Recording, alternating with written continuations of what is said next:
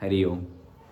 सबको मेरा प्रणाम, सादर प्रणाम। हरिओम। वहाँ पे जो भी सुन रहे हो, दादा दादी, चाचा चाची, बुआ, जो भी पधारे हैं, सबको मेरा शत शत नमन। हरिओम। मेरे को शादी में बुलाया था पर मैं शादी में उपस्थित नहीं हो पाया, उसके लिए मैं सबसे क्षमा प्रार्थी हूँ। और नरेंद्र को शादी की खूब खूब बधाई। भगवान के गुरु जी के चरणों में प्रार्थना करता हूँ कि उसका ग्रस्त जीवन भक्तिमय बीते, शांतिमय बीते, आनंदमय बीते और जीवन भर उसके हृदय में गुरु चरणों में प्रीति बनी रहे, माता पिता जी का आदर भाव बना रहे। बस यही गुरु जी के चरणों में प्रार्थना करता हूँ। मेरी लाइफ के रियल हीरो जिनसे मैं प्रेरणा पाता हूँ या आज भी जो भी मैं सेवा कार्य या जो भी करता हूँ, जिनकी इंस्पिरेशंस जिनको मैं मानता हूँ, वो मेरे पिताजी हैं। जो सुना है कि वो 10वीं तक जब उन्होंने पढ़ा था तो वो दूसरों के खेतों में दिन भर काम करते थे, रात को लालटेन के नीचे पढ़ाई करते थे और ऐसे करके उन्होंने अपनी पढ़ाई पूरी की। फिर 10वीं के बाद जब उन्हें पता चला कि भाई अब भाई लोग उनके पिताजी मतलब मेरे दादाजी के भाई लोग सब अलग हो गए हैं, तो अब उन्हें थोड़ा कमाना पड़ेगा, पैसे की ज़रूरत है। तो मैंने जो सुना है उस समय उनके ऊपर हज़ारों रुपये कर्जा था जब वो भाई लोग अलग हुए थे। तो वो कर्जा चुकाने के लिए उन्होंने पहले आए अहमदाबाद में जॉब किया, फिर धीरे धीरे वो सूरत पहुँचे।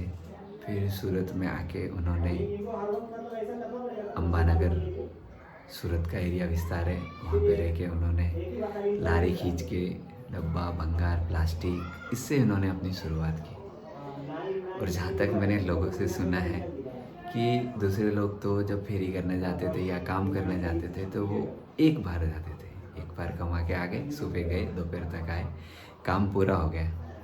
पर मैंने सुना है कि वो सुबह जाते थे, आके फिर दोपहर को खाया नहीं खाया, अपने पैसे कमाने के लिए, माता पिता का कर्जा उतारने के लिए वो फिर से वापस दोपहर को भी लारी लेके काम पे निकल जाते थे। जब आज मैं ये चीज़ें सुनता हूँ या सोचता हूँ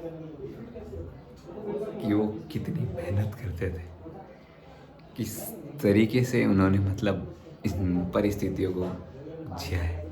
फिर जैसे ही बारिश की सीज़न आती थी तो तरवाड़ा करके कोई जगह थी, वहाँ पे वो दूसरों के खेत जोतते थे, साल भर यहाँ मेहनत करते थे, फिर वहाँ के लोगों के खेत जोतते थे। माताजी स्वयं, पिताजी, दादा दादी सब वहाँ लोगों के खेतों में काम करके पैसे कमाते थे और धीरे धीरे करके इस तरह से उन्होंने अपना जीवन आगे बढ़ाया। फिर और थोड़ी उम्र ज़्यादा हुई, थोड़ा समय बीता, फिर उनके साथ उनके छोटे भाई श्री शादेव भाई, वो भी उनके साथ कमाने के लिए सूरत आए। फिर उन्होंने धीरे धीरे और समय बीता तो उनकी बड़ी बहन मंजू बुआ की शादी करने का समय आया। तो वो मुझे याद है, वो सारे वाक्य, वो सारे दृश्य याद है कि पिताजी वहाँ आए थे गांव सूरत से, पैसे लेके आए थे। फिर उस समय हमारे पास रहने के लिए चौपड़ा था, कच्चा घर था। हमने सोचा कि नहीं, अपने को अपनी बहन की शादी पक्के घर में करनी है। तो रात दिन एक करके वो बड़ा रेती का जो पहाड़ जैसा ढेर था, उन्होंने खुद, मैंने देखा है, ट्रैक्टर में खींच खींच के पूरा मिट्टी नीचे उतारी थी ताकि दूसरा खेत बर्बाद ना हो घर बनाने के लिए। तो पूरी रात दिन लग के वो सारा परिवार सबके साथ लग के उन्होंने पूरा वो घर सीधा करके वहाँ घर बनवाया, नए पलंग खरीदे, नई चीज़ें खरीदी और बहन की शादी करवाई। और धीरे धीरे इस तरीके से और समय आगे बढ़ते गया। फिर मुझे आज भी वो दिन याद है, भले पिताजी को या दूसरों को नहीं पता। पिताजी होली के समय गांव पधारे थे 21 मार्च 1999 के दिन गांव पधारे थे। होली की सीज़न थी, उस समय स्कूलें चालू थी पर मैं मेरे मामा के वहाँ था। तो उन्हें इस बात की चिंता थी कि इस तरीके से तो मेरे बच्चों का भविष्य बर्बाद हो जाएगा, पढ़ेंगे नहीं तो फिर वो हमें वहाँ से चालू स्कूल में, मैं तीसरी क्लास में पढ़ता था, वो चालू स्कूल में उन्हें वहाँ से, हमें वहाँ से सूरत लेके आए। तो हम जैसे यहाँ सूरत उतरे तो उनके पार्टनर ने उन्हें पूछा कि भाई कहाँ लेके चलो। मतलब उस समय उनके पार्टनर के मन में भी ये चीज़ आ गई कि भाई अब इनकी फैमिली आ गई है तो कैसे सरवाइव करेंगे, हम कैसे हमारी पार्टनरशिप निभा पाएंगे। तो पिताजी उस समय तो हमें लेके आए, गोडाउन पे रखा, थोड़ा समय गया, फिर उन्होंने खुद मेहनत की।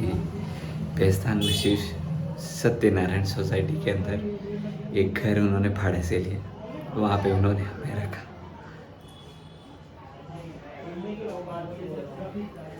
स्कूल में एडमिशन दिलवाया, फिर मैंने अपनी पढ़ाई चालू की।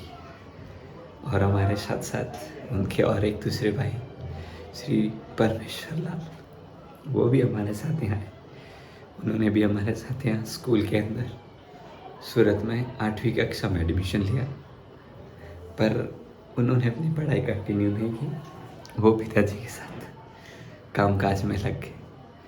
तो इस तरीके से फिर इन्होंने तीनों भाई ने मिलके धंधे को, कामकाज को बहुत अच्छे तरीके से आगे बढ़ाया। धीरे धीरे उन्होंने फिर एक दुकान खरीदी, जमीन लिया। उस समय भी मैंने सुना है बहुत सारे लोग उनके अगेंस्ट थे, सपोर्ट नहीं करते। उन्हें ऐसा लगता था कि भाई हम ये लेंगे, खरीदेंगे, कमा पाएंगे कि नहीं, उतार पाएंगे कि नहीं, दुकान अपना बना पाएंगे कि नहीं। पर पिताजी की इच्छा कभी कमज़ोर नहीं हो पाई। उन्होंने ज़मीन खरीदी, दुकान बनाई, वहाँ पे उन्होंने कमाई स्टार्ट की, और अब गाड़ी और तेज़ी से चलने लगी, क्योंकि उनके साथ उनके 2 भाई जुड़ गए थे। फिर और धीरे धीरे समय आया, समय बीता। उन्होंने सचिन के अंदर शिव शक्ति हाउस के अंदर एक घर खरीदा, तीनों भाइयों ने मिलके। फिर और थोड़ा समय बीता, फिर परमेश्वर भाई की शादी हुई, फिर उनसे छोटी बहन लीला बुआ की शादी हुई। इस तरीके से इनकी गाड़ी आगे बढ़ती गई। और आज उन्होंने एक चीज़, और थोड़े दिन पहले मैंने जब सुना था तब उन्होंने ठाना था कि नहीं भाई, नरेंद्र की शादी करनी है तो नए घर में करनी है। उसके लिए उन्होंने पहले से जमीन तो ली हुई थी, तो अभी उन्होंने रात दिन लग के अभी भी घर का पूरा काम कंप्लीट करवाया, शादी करवाई, जहाँ पे आप सब लोग बैठे हुए। धीरे धीरे सचिन में जो घर है श्री शक्ति हाउस में, वो उन्होंने घर खरीदा। फिर उन्होंने मुझे कॉलेज की पढ़ाई यहाँ सूरत में कंप्लीट करवाई।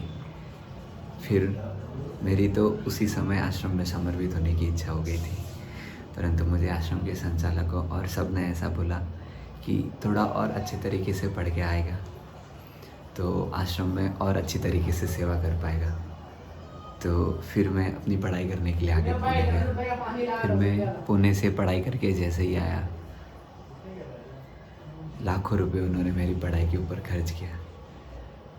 और मैंने जैसे ही आया कि मेरा पहले से ही प्लान था, कि मेरा उद्देश्य था कि मुझे समर्पित ही होना है, और समर्पित होकर ही मुझे सेवा करनी है। तो जैसे ही मैं सूरत आया, सूरत आश्रम में रह के थोड़े दिन बाहर इंटर्नशिप कर रहा था, फिर मन में इच्छा हुई कि भाई मुझे समर्पित होना है। तो मैंने पिताजी को बताया कि पिताजी मुझे समर्पित होना है। तो उन्होंने मुझे तुरंत आज्ञा दे दी। उनकी आज्ञा लेके ही फिर मैं समर्पित हुआ। आज मैं सेवा साधना कर रहा हूँ। फिर उन चीज़ों से पिताजी ने जो कार्य किया है, पिताजी ने जिस तरीके से मैंने अपनी आंखों से उनको काम करते हुए देखा है, वो ना रात देखते हैं ना दिन देखते हैं, जिस तरीके से वो करते थे ना, वही आदत आज मेरे अंदर भी है। तो वही पिताजी, गुरुजी के आशीर्वाद से वो सारी चीज़ें मैंने सफलतापूर्वक आज भी मैं गुरु दरबार पे सेवा निभा पा रहा हूँ, और अच्छे से मेरी सेवा चल रही है। और इनकी संसार की गाड़ी और धीरे धीरे थोड़ी आगे बढ़ती गई। तो उसके बाद उनके साथ जो मुझे सुन रहा है नरेंद्र, वो भी उनके साथ काम में लगा। उसने भी अपना M.Com किया। फिर धीरे धीरे पिताजी के साथ उसने थोड़े दिन सचिन में काम किया। फिर उसकी इच्छा हुई कि पिताजी ने भी सपोर्ट किया, परमेश्वर भाई ने सपोर्ट किया, सब लोगों ने सपोर्ट किया। तो धीरे धीरे उसने अपना किम में कारोबार बढ़ाया, आगे बढ़ाया। आज वो भी उसका अच्छे तरीके से चल रहा है। सचिन में जो दुकान ली थी वो भी आज उनकी 1 माले से 4 माले की हो गई। तो इस तरीके से ये सारी चीज़ें चलती रही। फिर धीरे धीरे अभी नरेंद्र की शादी की बातें आई, तो पिताजी बोल रहे थे कि गांव में घर बनाना है। तो कुछ लोग बोल रहे थे कि नहीं अभी तो शादी है, खर्चा ज़्यादा हो जाएगा, घर बाद में बनाएंगे। पर उन्होंने एक टारगेट बनाया, उन्होंने एक संकल्प किया।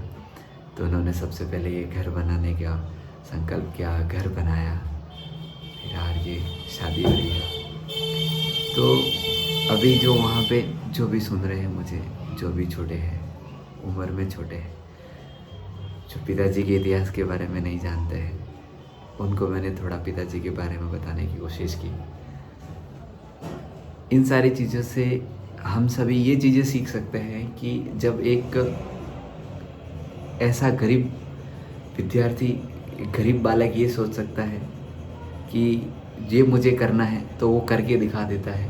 वो फिर घर बनाना हो, गाड़ियाँ खरीदनी हो, शादियाँ करनी हो, कुछ भी करना हो, जब वो एक बार सोचते हैं तो वो कर लेते हैं। और इस बात के आप सब लोग साक्षी हैं। उसमें मुझे पता है कि कई बार आप लोग आश्रम में आते हो तो मुझे पिताजी के बारे में बहुत सारे लोग बताते हैं, बहुत लोग बोलते हैं कि भाई पिताजी ये कर रहे हैं, ऐसा नहीं हो सकता, वैसा नहीं हो सकता।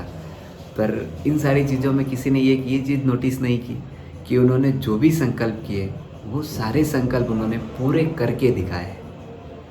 तो छोटे बच्चों से मैं यही विनती करूँगा कि मैं तो आश्रम में समर्पित हो गया हूँ, तो एक ये सेवा मैं आप सब लोगों को सौंपता हूँ कि जब तक पिताजी है, मेरे माताजी है, वो जब तक जिए, आप सब में से कोई भी उनके साथ ऐसा व्यवहार ना करे कि उनके दिल को ठेस पहुँचे और उनकी आंखें गीली हो जाए। खास करके मैं अपने भाइयों से विनती करता हूँ कि उनके साथ कभी भी, अभी तक तो आपने कभी भी ऐसा व्यवहार नहीं किया है, पर आगे भी ऐसा कोई भी व्यवहार उनके साथ ना हो कि उनके दिल को ठेस पहुँच जाए। अगर मैंने कुछ त्रुटि बोली हो या गलत बोली हो, मैंने बस अपने हृदय की फीलिंग शेयर करने की कोशिश की है। हरिओम।